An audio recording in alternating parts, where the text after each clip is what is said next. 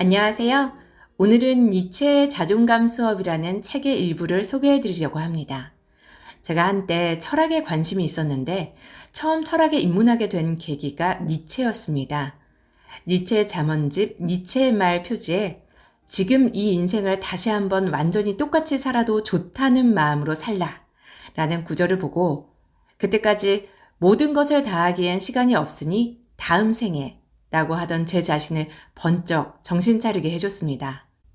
내가 다음 생에 완전히 똑같이 살았을 때 난 과연 행복할까라는 생각을 하면서 다음 생으로 미루던 이미 늦었다고 생각했던 몇 가지 일들과 취미 생활을 시작하기도 했었답니다.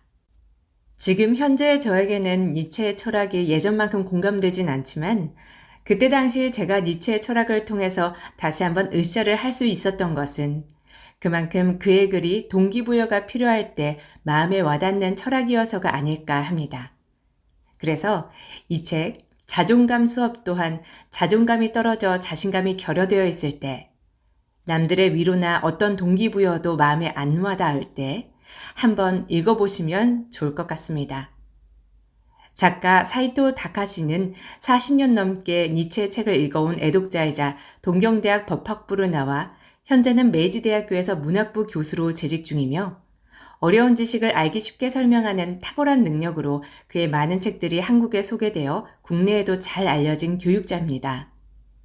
오늘 제가 낭독한 부분은 으쌰으쌰 하는 부분보다는 조금 더 다양한 삶의 형태에 대한 긍정을 가능케 하는 챕터 위주로 발췌해서 소개해드립니다. 그러면 일부 낭독을 하겠습니다. 니체의 자존감 수업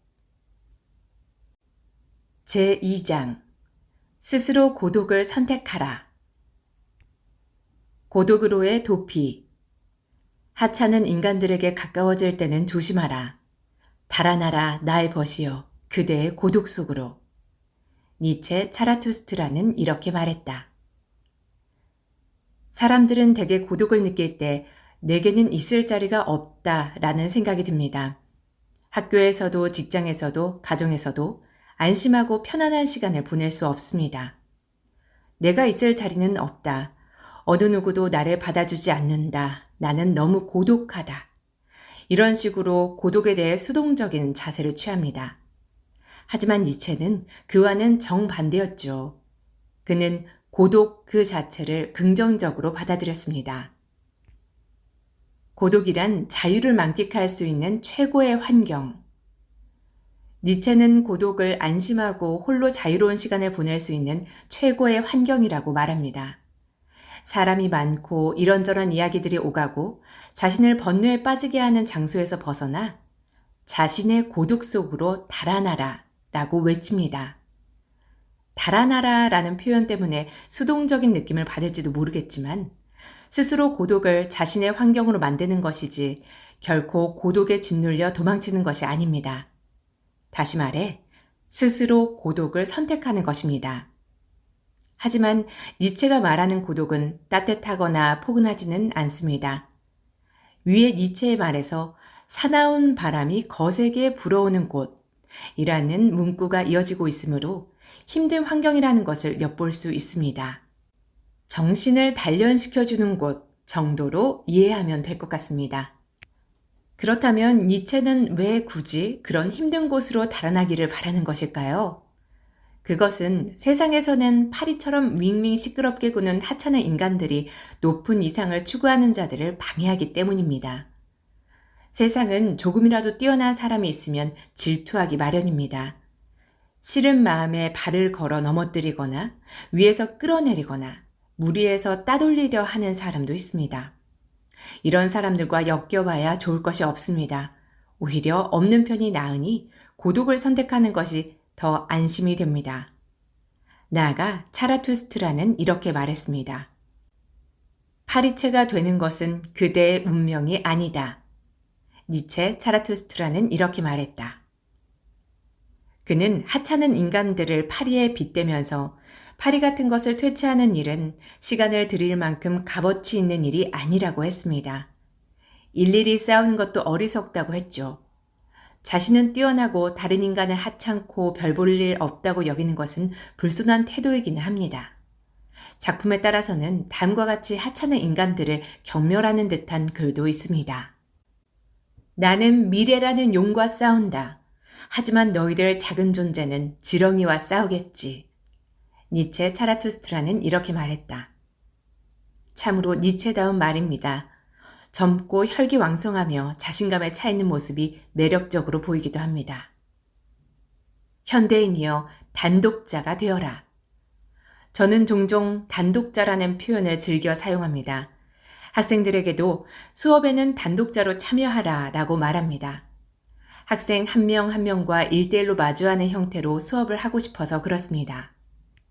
그리고 고독자라고 하면 왠지 외롭고 쓸쓸하고 나약한 느낌이 듭니다. 반면 단독자는 혼자만의 시간을 즐기는 고고한 사람이라는 느낌이 들죠. 영어로는 solitude라고 표현하는데 무언가 강인함이 느껴집니다. 만약 고독하다고 느낀다면 스스로에게 나는 고독자가 아니라 단독자다 라고 말해줍시다. 기독교라는 거대한 권력에 홀로 맞선 단독자 니체를 떠올려 보길 바랍니다. 마음 깊은 곳에서 힘과 용기가 솟아날 것입니다. 강인함은 단독자로 존재할 때만 생기는 법입니다. 소수파의 고뇌. 선한 이들, 옳은 이들은 경계하라. 그들은 자신의 덕을 만들어내는 자를 십자가에 걸기를 즐기니 그들은 고독한 자를 미워한다. 니체 차라투스트라는 이렇게 말했다. 여기에 나오는 선한 이들, 옳은 이들이란 세상에서 옳다고 하는 것을 강요하는 사람들을 가리킵니다. 지금도 그런 사람들이 꽤 있지 않나요? 이게 상식이지요. 또는 보통은 이렇게 생각합니다. 라며 이른바 정론으로 밀어붙이는 사람들입니다. 이들은 변화를 두려워하고 새로운 가치를 창조하는 사람을 부당하게 경멸하기도 합니다. 이 니체의 말은 예수의 운명에서 시작되었습니다. 예수는 기독교를 창시한 사람인데 그 모체는 원래 유대교였습니다. 유대교도의 눈으로 보면 예수는 이단자였습니다. 구약 성경을 경전으로 삼는 유대교의 바탕에는 신을 믿는 유대 민족만이 최후의 구원을 받는다라는 선민 사상이 자리하고 있습니다. 하지만 예수는 거기서 벗어나 신을 믿는 자는 모두 구원을 받는다라고 설파했죠. 유대교도는 종교적인 예의, 즉 율법을 중시합니다. 특히 바리새파는 율법에 엄격했는데 예수는 바리새파를 형식적이고 위선적인 율법학자라고 비난했습니다. 유대교도들이 들었을 때 달갑지 않은 이야기였습니다. 게다가 새로운 것이 만들어지면 그동안 자신들이 믿어온 덕과 그 덕을 실천하기 위해 만든 수많은 계명이 모두 부정당할 수도 있습니다.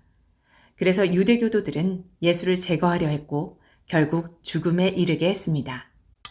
기독교는 예수의 말과 행동을 기록한 복음서, 초대교회의 발전을 기록한 사도행전, 사도들의 편지인 서신서 등을 모아놓은 신약 성경을 경전으로 삼고 있습니다.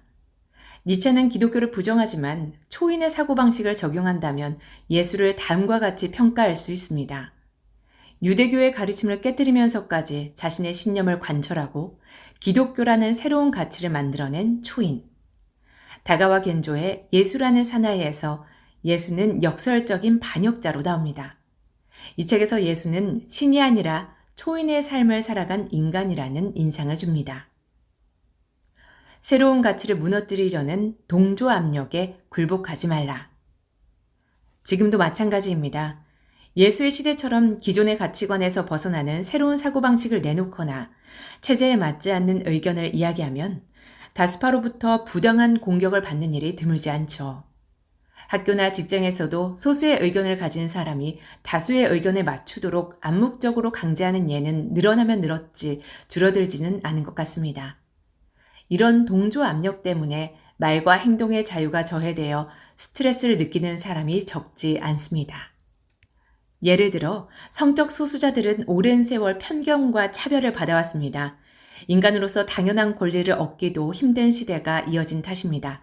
그것은 대다수 사람이 그들이 보이는 동성애라는 새로운 사랑의 형태를 부정해온 역사나 다름없습니다. 자신이 동성애자라는 사실 때문에 고뇌했던 프랑스의 철학자 미셸 푸코를 아실 겁니다. 사회의 편견으로 고통받던 그는 감시와 처벌, 광기의 역사 등의 저서를 통해 우리는 무의식 중에 권력자나 사회의 규칙에 순종하는 인간으로 길러지고 있다 라며 권력의 공포를 폭로했습니다. 자유로운 시대인 지금도 왠지 모르게 말과 행동이 감시당하는 듯해 불쾌한 기분이 들 때가 있지 않나요? 방범 카메라라는 이름으로 거리에 설치된 수많은 감시 카메라, 유용하기는 하다가 널려 있고 스마트폰으로 사진과 동영상을 촬영하고 업로드하는 사람들이 넘쳐납니다. 게다가 빈번하게 오가는 SNS상의 대화로 갑갑함을 느끼는 사람들도 많습니다. 푸코는 이런 사회의 시스템을 감옥의 건축 양식에 빗대어 파놉티콘이라고 불렀습니다. 한마디로 중앙의 감시탑을 도넛 모양으로 감싸 수감자들의 감옥을 설치한 것으로 벤담이 고안한 건축 양식입니다. 감시탑에서는 감옥이 완전히 다 보이지만 감옥에서는 감시탑이 보이지 않는 구조로 되어 있습니다. 이렇게 함으로써 수감자들은 간수가 있든 없든 늘 감시를 당하고 있다고 느끼며 결국에는 자기 자신을 감시하게 되는 것이죠. 현대사회는 이 파놉티콘처럼 누가 권력을 행사하고 있는지 알지 못하는 상태에서 자유를 세세히 박탈당하고 있습니다. 푸코는 감시와 처벌에서 이런 공포에 대해 다음과 같이 표현합니다. 파놉티콘은 보다 이퀄 보이다라는 한 쌍의 사태를 분리하는 기계장치로 원주 모양의 건물 내부에 있는 사람은 다 보이지만 그 사람은 결코 다른 사람을 볼 수 없다. 중앙부의 탑에 있는 사람은 모든 사람을 다 보지만 결코 누구에게도 보이지 않는다. 이것은 매우 중요한 장치다. 왜냐하면 권력을 자동적인 것으로 만들고 권력을 몰개인화하기 때문이다. 푸코, 감시와 처벌. 사람들은 감시의 시선을 자기 안으로 끌어들임으로써 항상 보이고 있다는 의식이 몸에 배고 스스로 자신을 감시하게 되어 순종적인 주체로 만들어집니다. 니체가 말하는 선한 이들, 옳은 이들은 푸코가 지적한 파놉티콘과 같습니다. 우리는 새로운 가치를 짓누르려는 힘에 굴복해서는 안 됩니다. 지금은 자유롭게 표현할 수 있는 시대이니 SNS를 잘 활용해 계속 새로운 가치를 만들고 세상에 질문하기를 주저하지 말아야 합니다. 비판을 두려워하지 말고 과감하게 행동해야 합니다. 자신의 세계를 창조하다. 그대들은 그대들의 감각으로 파악한 것을 끝까지 생각해야만 한다. 그대들이 세계라고 이름 지은 것, 그것은 먼저 그대들에 의해 창조되어야 한다. 니체, 차라투스트라는 이렇게 말했다. 지금은 개개인이 독자적인 세계관을 창조하는 것이 당연시되고 있습니다. 니체의 이 말은 마치 그런 현대를 예견한 듯합니다. 니체의 시대에는 신으로부터 기존의 세계관을 부여받고 그 틀 안에서 다양한 활동이 이루어졌습니다. 이렇게 해야 한다. 이것이 옳다라고 정해진 틀이 매우 강했습니다. 새로운 세계관을 창조하려는 생각 따위는 대다수 사람으로서는 엄두도 내지 못하는 일이었죠. 그래서 니체는 규정 지어진 것들로 말미암아 개인의 세계관이 고정되는 것에 경종을 울린 것입니다. 몸의 감각으로 세계를 파악하라.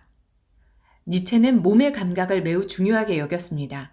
차라투스트라는 이렇게 말했다에 나오는 다음의 문장을 통해서도 분명히 알 수 있습니다. 육체는 하나의 위대한 이성이다. 하나의 의미를 지닌 다양체, 전쟁이며 평화이며 집단이며 목자이다.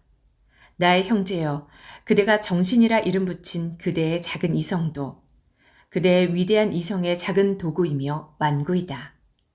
니체 차라투스트라는 이렇게 말했다. 나는 생각한다, 고로 나는 존재한다 라는 말로 유명한 프랑스의 철학자 데카르트는 심신이원론을 제창하고 인간의 마음과 몸은 별개라고 했습니다. 철학에서는 당시 인간의 몸은 물체와 같고 기계적인 것이라는 생각이 일반적이었죠.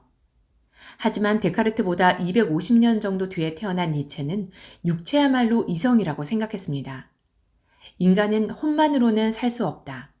정신이라고 이름 붙인 작은 이성은 육체라는 위대한 이성의 작은 도구에 불과하다라고 주장한 것입니다.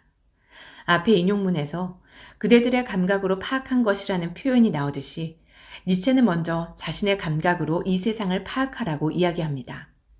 그런 다음 자신이 파악한 세계가 무엇인지 생각할 것.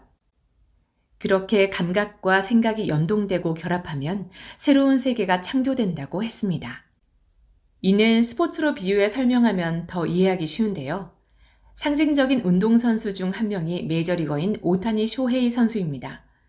WBC에서 말 그대로 초인적인 활약을 보여준 그는 몸의 감각을 통해 파악한 것을 갈고 닦아 새로운 세계를 창조하는 모습을 실천해 보였습니다. 그는 투수와 타자, 둘을 다 해내기는 힘들다. 어느 한 가지에 집중하지 않으면 둘 다 어중간한 삼류 선수로 끝난다. 라는 주위의 걱정을 뒤로하고 일본은 물론이고 미국에서도 이도류, 일본 검술에서 양손에 각각 검을 들고 공수를 행하는 기술의 총칭, 두 가지 다른 수단을 가지고 일을 하는 것, 또는 두 가지 다른 일을 동시에 하는 것을 의미한다. 를 관철했습니다. 기존의 상식을 보란듯이 깨부순 것이죠. 복싱계에는 WBA, WBC, IBF, WBO 4대 기구의 세계 벤텀급 챔피언 벨트를 반납하고 슈퍼 벤텀급으로 전향해 4체급 재패 및 2체급의 4대 기구 통일 챔피언을 노리는 이노우에 나오야 선수가 있습니다. 휠체어 테니스계에는 US 오픈, 프랑스 오픈, 호주 오픈, 윈블던의 4대 대회 및 패럴림픽을 제패하고 생애 골든 슬램을 달성한 구니에다 신고 선수가 있습니다. 이 밖에도 일본인은 안 된다라든가 더 이상의 기록은 나오지 않는다라고 했지만 한계를 돌파하고 새로운 세계를 보여준 스포츠 선수가 많습니다. 니체가 지금의 스포츠계를 보았다면 그래 바로 이거야 초인 퍼레이드가 아닌가 라며 크게 기뻐했을지도 모릅니다. 물론 여기서 돌파해야 하는 한계는 사람마다 제각각 다릅니다. 그러니 최고의 운동선수들과 비교할 필요는 없습니다. 중요한 점은 무엇이든 자신의 세계를 만드는 것입니다. 이는 그리 어려운 일이 아닙니다. 짧은 시 지어보기. 저는 학생들에게 짧은 시를 지어보는 과제를 내곤 합니다. 의외로 손쉽게 자신의 세계를 창조하는 방법이라고 생각하기 때문입니다. 규칙은 단 하나. 창작한 작품을 수강생들이 서로 칭찬해 줄 것. 칭찬을 받으면 그것이 규칙 때문에 한 칭찬일지라도 나도 새로운 세계를 만들 수 있다는 마음이 벅차오릅니다. 스스로 자신감을 가지게 되는 것이죠. 자존감을 높이는 데도 효과적인 방법입니다. 그 옛날 가인 요사노 아키코는 강연회에서 여학생들에게 이렇게 말했습니다. 여러분은 그냥 보통으로 해서는 안 돼요. 짧은 시, 노래 하나 만드는 것도 창조적인 활동입니다. 부디 시와 노래를 만들어 새로운 여성의 시대를 열어주세요. 어떤가요? 자신의 세계를 만드는 일이 그리 거창한 것만은 아니라는 생각이 들지 않나요? 짧은 시든 수필이든 일러스트든 자신이 내세우고 싶은 무언가를 표현하는 것, 그 감각을 소중히 여기면 됩니다. SNS의 시대인 만큼 발표할 곳은 얼마든지 많으니 창작 활동에 도전하고 보람을 느껴보길 바랍니다. 동정과 우쭐함. 나는 동정의 극복을 고귀한 덕 가운데 하나로 여긴다. 니체 이 사람을 보라. 무언가 불행하거나 힘든 일을 겪고 있는 친구에게 여러분은 어떤 식으로 말을 거나요? 설마 너무 안 됐다 라고 말하지는 않나요? 이런 동정 어린 말을 하면 니체에게 당장 꾸중을 들을지도 모릅니다. 동정한다는 것은 자신이 상대보다 우위에 서서 상대를 내려다본다는 것을 반증하니까요. 여러분도 동정을 받고 유쾌하지 않은 기분을 느꼈던 적이 있지 않나요? 벌써 30년도 더 전에 있던 일인데 집 없는 아이라는 드라마에서 배우 아다치 유미가 연기한 가난으로 고통받던 소녀는 이렇게 말했습니다. 동정할 거라면 차라리 돈을 줘. 유행어가 될 정도로 강렬한 대사였는데 요는 입으로만 불쌍한 사람에게 힘을 주려는 듯 굴지 말라는 뜻입니다. 특히 강인한 정신을 가진 사람은 이런 식으로 반발하고 싶을 만큼 동정받는 것에 굴욕감을 느낍니다. 동정이라는 이름으로 업신여기고 있지 않은가. 뭔가 장애가 있는 사람에게 불쌍하다며 동정하는 사람이 있습니다. 그런데 이것은 건강한 사람의 오만 또는 차별이라고도 할 수 있습니다. 장애의 유무와 관계없이 인간 대 인간으로서 마주하는 대등한 관계에서 비로소 진정한 우정이 생겨납니다. 휠체어 테니스 선수인 구니에다 신고가 언젠가 인터뷰에서 한 말이 아직도 저의 뇌리 속에 남아 있습니다. 무척 힘써서 시합에 좋은 성과를 보이는 자신이 때로는 장애가 있는데도 대단하다 라는 식의 평가를 받는다고 합니다. 그는 동정의 색안경을 끼지 않고 휠체어 테니스를 하나의 경기로 봐주길 바라며 노력해왔습니다. 자신의 플레이를 본 사람들이 순수하게 흥분하고 감동할 수 있도록 모든 에너지를 경기에 쏟아부었다고 해도 과언이 아닙니다.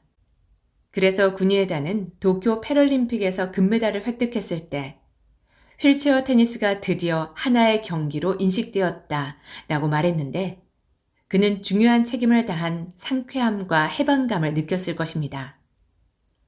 그럼에도 대단하네 라는 식으로 말하는 것은 동정이라는 이름으로 업신여기는 것일 뿐입니다. 니체라면 그런 식으로 상대를 낮춰보는 말은 결코 하지 않았을 것입니다. 서로 높여주는 우정은 상대를 존중하는 데서 시작됩니다. 동정이 상대방의 힘을 빼놓을 수도 있다. 우리는 자기도 모르는 사이에 동정은 공감하는 것이라 생각하는지도 모릅니다. 하지만 안일한 동정은 금물입니다. 괜한 동정은 상대방의 힘을 빼놓을 수도 있기 때문이죠. 예컨대 당신이 열심히 일하고 있다고 해봅시다. 그럴 때 주위에서 너무 무리하면 안 돼요. 아주 힘든 작업이잖아요. 잘못하면 몸이 망가져요. 이제 그만해도 되지 않을까요? 알아요. 이것보다 더 잘해야 한다는 부담감. 너무 피곤해 보이는데 안쓰러워요. 이제 그만해도 돼요. 라는 말을 들으면 기분이 어떤가요? 의욕이 확 꺾이지 않을까요? 이렇게 우리는 누군가에게 공감하고 이해한다고 표현하면서 동정심으로 상대방의 의욕을 꺾고 성장의 발목을 잡는 경우가 많습니다. 하지만 이것은 니체가 말하는 서로 높여주는 관계성과는 정반대로 가는 셈이 됩니다. 동정을 통해 서로를 낮추고 업신여기는 관계는 진정한 우정이 아니라는 사실을 명심하세요. 제3장 말인이 아닌 초인이 되어라. 자기를 열다. 많은 것을 보기 위해 자기 자신을 도외시할 필요가 있다. 니체 차라투스트라는 이렇게 말했다. 자기 자신을 도외시한다는 것은 자신에 대한 의식을 버리는 일입니다. 자신에 대한 의식을 갖는 것은 중요해 보이지만 자의식만 강해지면 바깥 세계에 대해 눈을 감아버릴 위험이 있습니다. 자의식 과잉 상태가 되면 자기 안에 갇히기 쉽고 시야가 좁아지는 데다가 밖으로 자신을 열어 보이는 일이 힘들어집니다. 셀카만 찍는 사람이 잃어버린 것들. 한 10년 전까지만 해도 자신의 모습을 사진으로 찍고 싶으면 다른 사람에게 부탁하는 것이 당연했습니다. 자신의 카메라를 누군가에게 맡기고 이곳을 배경으로 찍어주세요 하고 부탁해야 했죠. 물론 스스로 자신을 찍는 것이 불가능하지는 않았습니다. 하지만 각도상 가장 좋은 위치에 카메라를 두고 타이머를 설정하고 마지막에 자신이 서야 할 위치로 돌아와 셔터가 내려오기를 기다리는 일이 번거로웠습니다. 게다가 실패하는 경우가 많아 타이머를 사용하는 사람이 그리 많지는 않았습니다. 물론 지금은 스마트폰으로 너무나 쉽게 셀카를 찍을 수 있습니다. 게다가 프리뷰 화면을 통해 사진이 어떻게 찍힐지 확인하면서 셔터를 누를 수 있어 실패할 확률도 적고요. 이런 손쉬움과 더불어 SNS로 높아진 자기 인정 욕구 때문에 셀카만 찍는 사람들이 늘어나고 있습니다. 이런 행위 자체가 자기 자신에게만 빠져 있다는 것을 보여주는 듯 합니다. 예를 들어 여행지에서 우와 예쁘다, 멋지네 하고 감동하며 찍은 모든 사진에는 자기 얼굴이 등장합니다. 이런 사람은 풍경 자체를, 다시 말해 자기가 없는 풍경을 순수하게 즐기지 못합니다. 그러니 풍경을 기억에 담아두기도 어렵지 않을까요? 뜨끔한 사람은 의식적으로 사진에서 자신을 없애보길 바랍니다.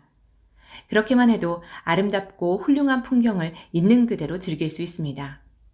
하늘과 산, 바다를 수놓은 풍요로운 색채가 그대로 눈에 들어옵니다. 풍경이든 건물이든 요리든 물건이든 또는 스포츠 관람이나 연극 관람, 예술품 감상에서도 일단 자신을 도외시해 보세요. 그러면 순식간에 시야가 넓어지고 감성이 풍성해집니다. 니체가 말하듯이 많은 것을 볼 수 있습니다. 자신을 도외시하면 멋진 세계가 눈에 들어온다. 자신에게만 눈이 가는 사람은 누구와 있어도 자신과 비교하는 경향이 있습니다. 그러다가 자기보다 우월하다고 생각되면 인정하고 싶지 않아 질투심을 불태우죠. 반대로 자기보다 열등하다고 생각되는 사람을 보면 불필요하게 고압적인 태도를 보이기도 합니다. 예컨대 남자와 여자가 사귀고 있는데 여자가 좋아하는 남자 연예인이 있다고 해봅시다. 남자가 저 정도는 아무것도 아니네 하고 그 남자 연예인을 깎아내리는 경우가 있습니다. 그러면 여자는 자신마저 깎아내려진 듯해 기분이 좋을 리 없습니다. 저는 이런 식으로 남녀 사이가 나빠지는 경우를 적잖이 보았습니다. 애당초 인기 연예인과 자신을 비교하다니 참으로 무의미한 일입니다. 비교라 함은 무언가 공통점이 있어야 성립 가능하기 때문이죠. 카레라이스와 찐빵 중 무엇이 맛있느냐고 묻는 것처럼 서로 비교 대상이 안 되는 것을 비교하는 셈입니다.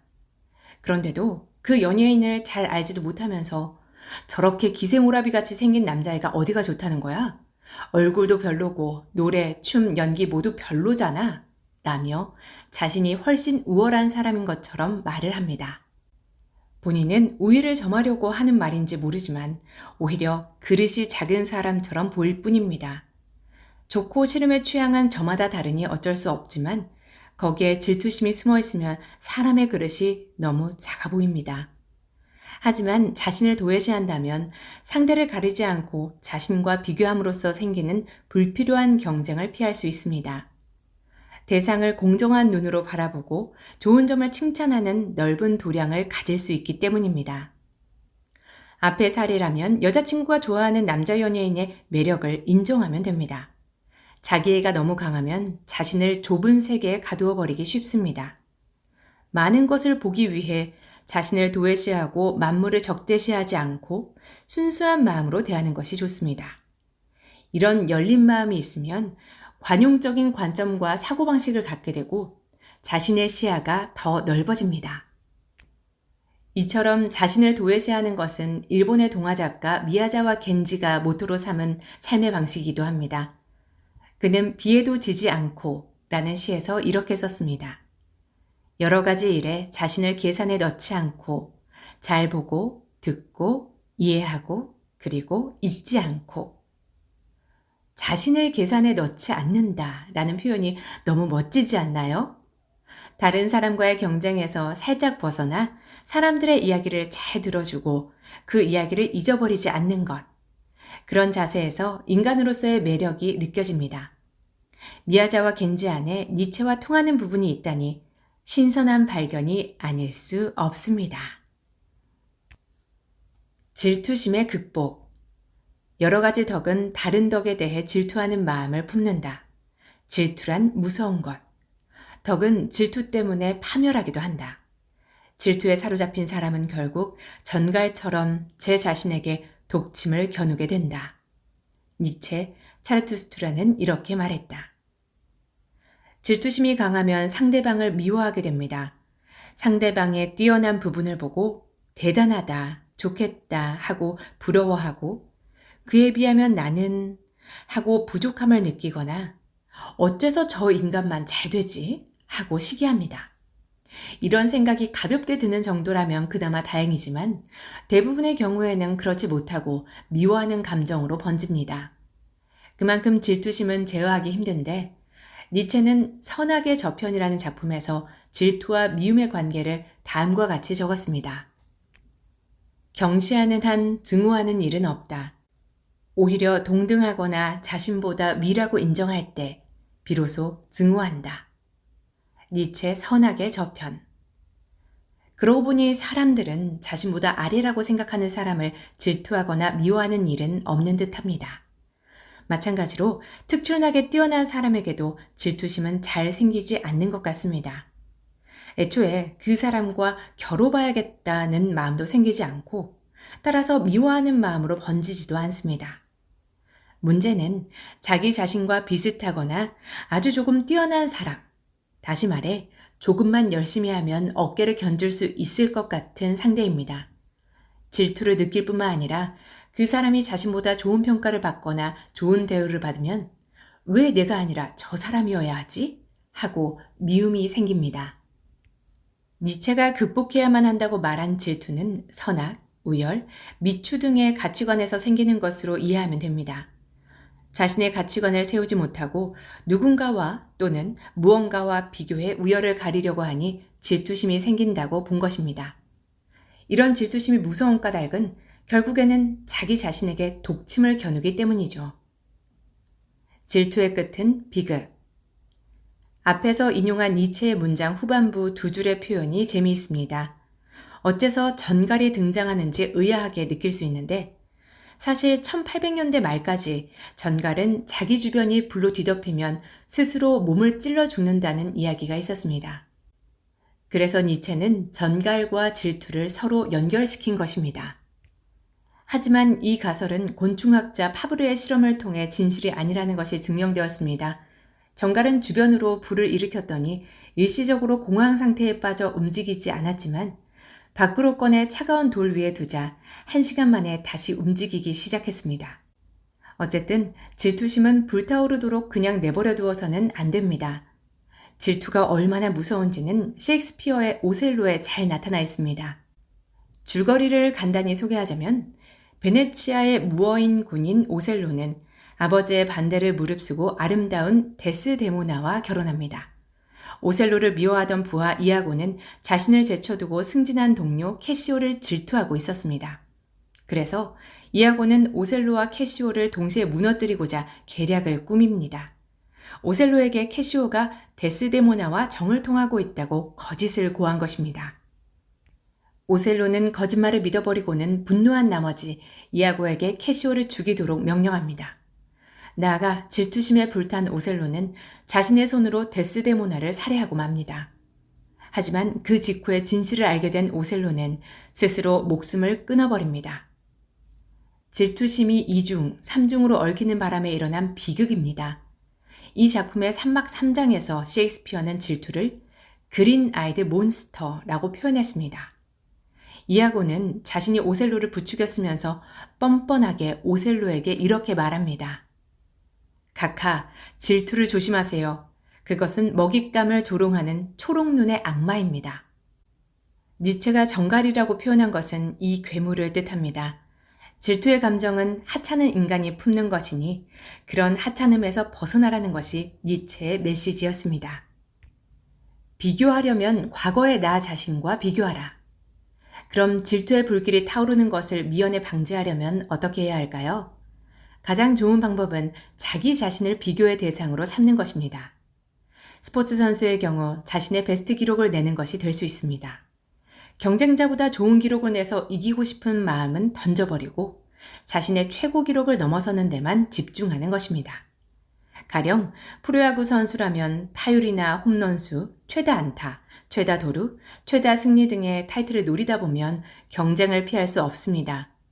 아무래도 자기보다 잘하는 선수에게 질투심이 생기게 마련입니다. 하지만 200타점이나 타율 3할, 도루 30개, 선발 15승, 투구 시속 150km 이상 등의 목표를 설정하면 싸우는 상대는 바로 자기 자신이 됩니다. 즉, 질투와는 무관하게 지낼 수 있죠. 직장에서 일할 때도 영업 성적, 월급, 인사평가 등 모든 것에서 늘 과거의 자기 자신을 뛰어넘으려는 마음가짐이 바람직합니다. 공부도 시험 때마다 등수에 전전긍긍하지 말고 이전의 최고 점수보다 더 높아졌는지 또는 지망하는 대학에 합격할 확률이 올라갔는지를 체크하면 됩니다. 그러다 보면 다른 사람의 점수나 등수에는 신경 쓰지 않을 수 있습니다. 매사에 내 경쟁 상대는 과거의 나 자신이다 라고 당당하게 말하는 편이 다른 사람들과 비교하며 질투심을 드러내고 소란을 피우는 사람보다는 훨씬 멋집니다. 불타오른 질투의 불길을 끄는 방법. 질투심이 끓어오르면 그 불씨가 아직 작을 때 얼른 꺼버리는 것이 좋습니다. 이를 위한 방법은 2가지가 있습니다. 첫 번째 방법은 자신보다 뛰어난 능력을 갖춘 사람을 순순히 칭찬하는 것입니다. 우주소년 아톰, 밀림의 왕자 레오 등을 그린 만화가 데스카 오사무는 이런 면에서 모범이 되는 인물입니다. 그토록 뛰어난 재능을 가진 데스카 오사무도 자신에게 없는 재능을 다른 이에게서 발견하면 상당히 질투심을 느꼈다고 합니다. 이런 에피소드가 전해지고 있습니다. 이시노모리 쇼타로가 COM이라는 잡지에 만화가를 지망하는 소년이 환상의 세계를 여행하는 모습을 그린 작품 준을 연재했을 때의 일입니다. 이 작품은 대사가 거의 없고 그림과 컷의 흐름만으로 스토리가 진행되는 실험적인 표현 기법을 구사하며 주목을 받았습니다. 이에 질투를 느낀 데스카 오사무는 한 독자에게 보낸 편지에서 준을 폄하했는데요. 그의 혹평을 전해들은 이시노모리 쇼타로는 연재를 미루려고 했습니다. 존경하는 데스카 오사무에게 인정받지 못한 충격이 너무 컸던 탓입니다. 그러자 당황한 쪽은 데스카 오사무였습니다. 그는 곧장 이시노모리 쇼타로의 집으로 찾아가서 그건 내가 질투심 때문에 그랬다. 너무 부러웠다. 참으로 미안하다. 라며 사과했습니다. 질투를 하기는 했지만 그런 자신을 반성하고 솔직하게 사과하며 상대방의 재능을 인정하는 것. 이러한 과정을 거칠 수 있다면 질투의 불씨가 아직 작을 때 잠재울 수 있습니다. 여러분도 이건 내가 질투하고 있구나 라고 자각한다면 서둘러 미안해, 내가 질투했어 라고 밝히는 것이 좋습니다. 질투한 사실을 털어놓음으로써 질투의 독침이 자신을 찌르는 것을 피할 수 있으니 말입니다. 질투의 불길을 끄는 또 하나의 방법은 질투심을 향상심으로 전환하는 것입니다. 무의식적이었겠지만 데스카 오사무도 이 방법을 실천했습니다. 모 만화가가 요괴 붐을 일으켰을 때 데스카 오사무는 나도 그릴 수 있을 것 같다라며 자신을 격려했습니다. 그 결과 야키마루가 요괴를 퇴치하기 위해 여행을 나서는 도로로를 연재하기 시작했습니다. 또 사실적인 묘사의 그림이 유행하자 자신을 아동용 만화가로만 바라보는 시선에 노이로제가 걸릴 만큼 고뇌했습니다. 고뇌의 결과 후기의 대표작 블랙잭을 탄생시킬 수 있었죠. 이처럼 질투심이 사람의 마음을 미치게 만드는 것만은 아닙니다. 자신에게 없는 재능을 순수하게 인정하면 마음이 편해지고 향상심의 연료로 삼으면 자기 안에 잠재된 새로운 재능에 눈을 뜰 수 있습니다. 니체의 말을 가슴에 품고 질투심을 잘 활용해 보길 바랍니다. 내장 최강. 지상의 것을 멸시하도록 그대들의 정신은 교육받았다. 하지만 그대들의 내장에는 그 가르침이 새겨지지 않았다. 그 내장이 그대들이 가진 가장 강한 것이다. 니체, 사라투스트라는 이렇게 말했다. 지상의 것을 멸시한다는 것을 반대로 말하면 천상의 것을 숭배한다는 것입니다. 니체는 이 말을 통해 그대들의 정신은 기독교 도덕에 중독되었다고 지적하고 있습니다. 앞에서도 말했듯이 그러므로 인간은 스스로 자신감을 느끼지 못하고 시시한 존재가 되어버립니다. 하지만 그 기독교 도덕의 오염을 면한 것이 있으니 바로 내장입니다. 내장이 가장 강하다는 표현이 참으로 재미있습니다. 내장에는 삶의 의지가 가득하다. 내장이 가장 강하다라는 니체의 사고관은 내장은 말을 알아듣지 못하는 덕분에 기독교의 마인드 컨트롤을 당하지 않았고 그만큼 강하다는 것입니다. 우리의 내장인 심장, 위, 장이 모두 태고적부터 줄곧 자율적으로 움직이고 있는 건 사실입니다. 정신과 달리 내장은 여러 사상이나 사고방식이 들어와도 스스로가 본래 해야 할 것을 잃어버리는 일은 없었습니다. 그저 생물로서의 의지를 갖고 아무런 망설임 없이 해야 할 일을 착실히 수행할 따름입니다. 폐는 공기 중의 산소를 몸속으로 받아들이고 불필요한 이산화탄소를 몸 밖으로 배출합니다. 심장은 온몸의 혈액을 순환시킵니다. 위와 장은 음식물을 소화하고 영양소와 수분을 흡수하며 노폐물을 변으로 배출시킵니다. 신장은 혈액을 여과시켜 몸속에 쌓인 노폐물과 수분, 과잉 섭취한 염분 등을 소변과 함께 몸 밖으로 내보냅니다.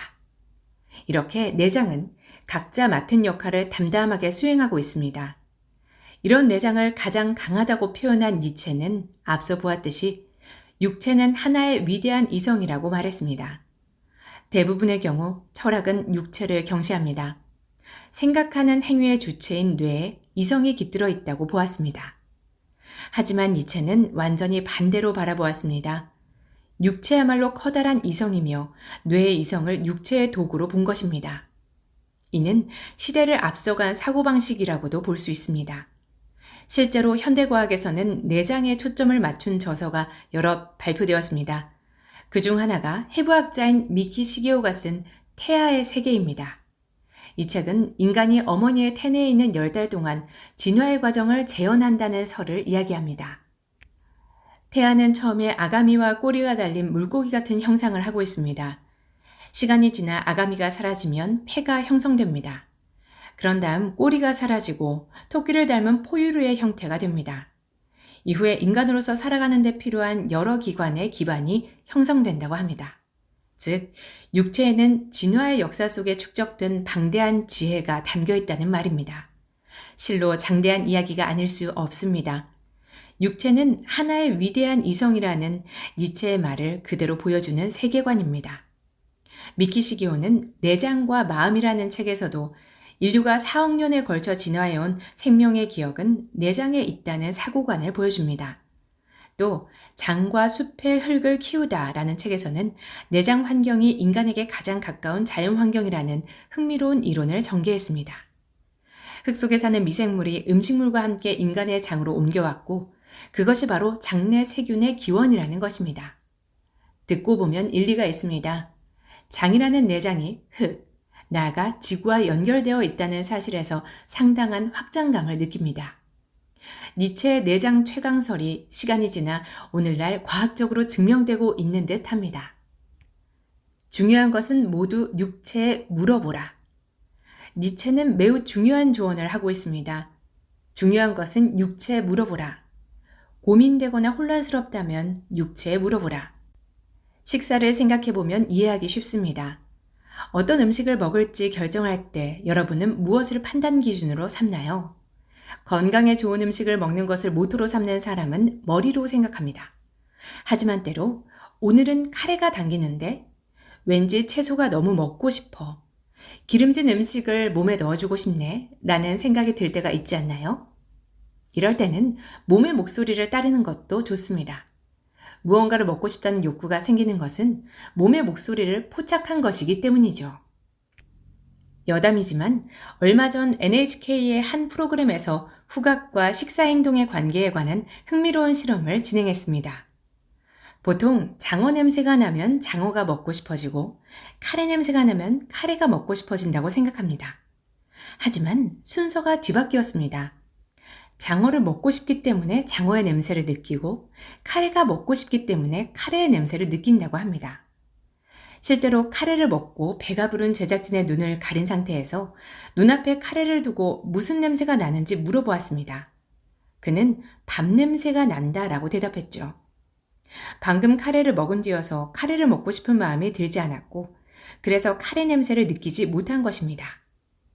먹고 싶다고 생각하는 마음이 냄새를 인식시킨다니 충격적인 실험 결과였습니다. 위라는 내장도 이성이라고 말할 수 있을 것 같습니다. 식사뿐만 아니라 몸의 목소리는 다양한 상황에서 표현됩니다. 여러분도 일상적으로 듣고 있을 것입니다. 육체는 이성이라는 사고방식은 서양 철학에서는 뜬금없지만 동양에서는 꽤 친숙하기 때문입니다. 그 증거로 몸의 부위로 감정의 움직임을 표현하는 관용구가 많습니다. 귀가 빨개지다, 어깨가 처지다, 다리가 무겁다, 콧대가 높다 등등. 물론 육체와 관련된 관용구는 동양뿐만 아니라 세계 곳곳의 언어에서 나타납니다. 관용구에는 신체와 관련된 지혜가 축적되어 있으니까요. 지금은 정보가 넘쳐나는 탓인지 육체의 이성이 경시되는 경향이 있습니다. 육체와 관련된 관용구를 접해보고 그 중요성을 다시금 인식하면 좋겠습니다. 무언가 곤란하거나 고민되는 일이 생기면 육체에 물어보세요. 자신이 하고 싶지 않은 일이라면 몸은 분명 거부 반응을 보일 것입니다. 반대로 하고 싶은 일을 할 때는 몸이 활기를 띱니다. 이처럼 몸의 목소리에 귀를 기울이고 하나의 판단 기준으로 삼아보면 좋겠습니다. 제5장 지금 이 순간을 살라. 존재의 수레바퀴. 일체는 가고 일체는 되돌아온다. 존재의 수레바퀴는 영원히 돌아간다. 일체는 죽고 일체는 다시 꽃 피운다. 존재의 해는 영원히 되풀이된다. 니체 차라투스트라는 이렇게 말했다. 벚나무는 매년 봄이 되면 벚꽃을 피웁니다. 하지만 활짝 피자마자 지기 때문에 일주일만 지나도 꽃은 남아있지 않습니다. 그리고 또 다음 해도 그 다음 해도 10년, 20년, 100년 뒤에도 동일한 일을 반복합니다. 꽃은 저도 벚나무의 존재 자체는 생명활동을 계속하고 있는 것입니다. 활기차게 살아가는 것은 모두 이 벚꽃과 같습니다. 인간 역시 개개인은 죽지만 인류의 존재는 침팬지 등의 유인원에서 분기된 순간부터 헤아려 보아도 600만에서 700만 년 동안 존재의 수레바퀴가 돌아가고 있습니다. 지구가 또는 우주가 가루가 되어버린다면 존재의 수레바퀴가 어떻게 될지 알 수 없지만 그렇다 하더라도 이 수레바퀴가 돌아가는 시간은 매우 깁니다. 우리 인간은 모두 영겁의 시간 속에서 살아가고 있다고 해도 과언이 아닙니다. 시간의 흐름에 몸을 맡겨라. 이렇게 보면 니체는 고대 인도 사상에 영향을 받았다는 것을 알 수 있습니다. 존재의 수레바퀴는 영원히 돌아갑니다. 이 흐름은 인도의 겐지스강을 떠올리게 합니다. 인간은 천천히 흐르는 겐지스강의 흐름에 몸을 담그면서 살고 죽어서도 강물을 따라 흘러갈 뿐입니다. 시간을 초월해 생과 사가 되풀이되는 것이죠. 일본인은 이런 감각에 익숙합니다. 영원히 산으로 되돌아간다는 신앙이 있기 때문입니다. 야나기다 구니오는 산에 대한 신앙이 일본인 신앙의 기본에 자리하고 있다라고 말했습니다. 강이든 산이든 자신을 둘러싼 커다란 존재는 모두 존재의 수레바퀴라고 말할 수 있습니다. 불교에서 말하는 재해무상도 그렇습니다. 헤이케 모노가타리의 첫 구절, 기원정사의 종소리는 재행무상의 울림이요 에 나오는 그 재행무상 말입니다. 이 말은 세상의 모든 것은 고정되어 있지 않고 변한다. 태어나면 소멸되고 소멸된 후에는 다시 태어나는 운명을 되풀이한다. 영원히 변하지 않는 것은 아무것도 없다는 의미입니다. 그야말로 존재의 수레바퀴는 영원히 돌아간다고 보는 것입니다. 불교와 관련해 또 하나, 유명한 이류선사가 수행승 시절에 읊어 이름의 유래가 되었다는 도가를 소개해 보겠습니다. 유르로에서 무르로로 돌아가는 짧은 쉼, 비야 올 테면 와라. 바람아 불 테면 불어라. 여기서 유르로는 혼란과 번뇌로 가득한 속세를 의미하고 무르로는 잡념이 없는 깨달음의 세계를 가리킵니다. 이류선사는 저 세계에서 와서 이 세계에 잠시 머물다가 저 세계로 돌아가는 것. 사람이 현세에서 보내는 시간은 정말 짧은 쉼에 불과하다. 비가 오든 바람이 불든 무슨 상관이냐. 깨달음의 경지에 이르면 번뇌로 고민할 일이 없다라고 우리에게 말해주는 것입니다. 이류선사는 이미 깨달았을 것입니다. 정월에 해골을 들고 다니며 보여주었다고 하는데 죽음을 잊지 말라는 뜻이었습니다. 자신은 끊임없이 생애 활동이 반복되는 긴 시간의 흐름 속에 존재한다고 깨달으면 세계가 확연히 넓어집니다. 자신을 포함한 모든 존재를 사랑하라. 존재의 수레바퀴를 의식하면 사소한 일에 일희일비하지 않습니다. 조금 힘든 일이 있어도 시간이 지나면 괜찮을 것이라고 여유를 가질 수 있습니다. 그리고 자신을 사랑하는 일에도 커다란 확장이 일어납니다. 긴 시간의 흐름에 흔들리는 일체의 존재와 그들의 생명을 위한 활동이 사랑스러워지며 거기에 자기 자신도 함께 포함된 듯한 느낌을 받을 수 있습니다. 말하자면 신약 성경에 나오는 한 알의 밀알처럼 자신을 포함한 존재의 수레바퀴를 사랑하는 일입니다. 요한복음에 이렇게 나옵니다. 내가 진실로 진실로 너희에게 이르노니 한 알의 밀알이 땅에 떨어져 죽지 아니하면 한 알 그대로 있고 죽으면 많은 열매를 맺느니라. 자기의 생명을 사랑하는 자는 잃어버릴 것이요 이 세상에서 자기의 생명을 미워하는 자는 영생하도록 보존하리라. 사람이 나를 섬기려면 나를 따르라. 나 있는 곳에 나를 섬기는 자도 거기 있으리니 사람이 나를 섬기면 내 아버지께서 그를 귀히 여기시리라. 신약성경 요한복음 12장 24절에서 26절. 이것은 예루살렘의 수도에 들어선 예수가 자신을 적대시하는 바리새파에게 죽임을 당할 것을 알고 제자들에게 한 말입니다. 예수가 말한 하늘의 밀은 바로 자기 자신을 의미합니다. 자신의 죽음으로 인류를 구원하고 예수를 섬기는 자는 자신이 죽은 뒤에도 늘 자신과 함께하며 하나님께서 지켜주실 것이라고 말합니다. 세상을 위해, 다른 사람들을 위해 유한한 생명을 바치는 것이 후세와 인류의 풍요로운 결실을 가져온다고 본 것입니다. 이처럼 넓은 시야를 갖고 자신의 생명을 바라보면 이 세상에 태어난 것 자체를 축복하지 않을 수 없습니다. 자신을 사랑하는 마음은 이렇듯 폭넓은 시야 속에서 생기는 것입니다. 오늘 낭독은 여기까지입니다. 편안한 시간이 되셨기를 바라며 오늘도 행복하세요.